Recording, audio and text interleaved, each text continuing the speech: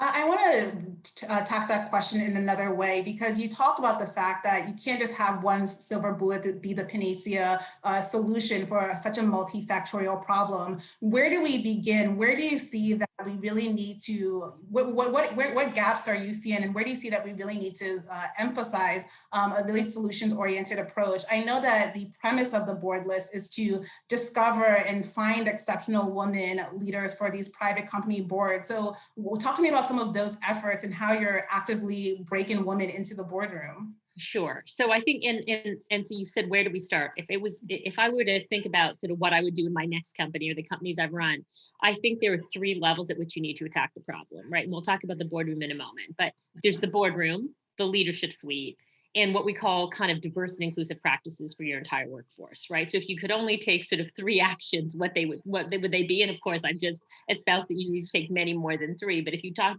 about three, I would say the most advanced companies in diversity and inclusion really use data quite scientifically on their workforces to not sort of feel their way into an inclusive workforce, if you will, but slice and dice their own data many ways to find inefficiencies, if you will, in pay equity or in a rate of advancement for underrepresented minorities or rates of retention.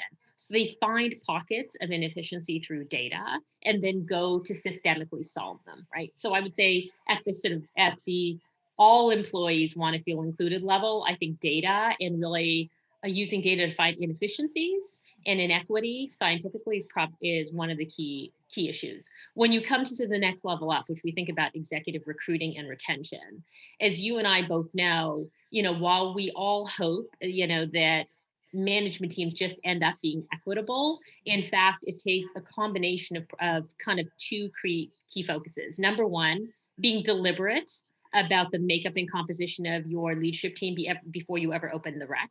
Because if you don't, you will not actively recruit and you will end up with the same gender biases and ethnic biases that everyone else has. Because by the time, I will say this, by the time you're down to finding your candidate, guess what? I can guarantee they're great.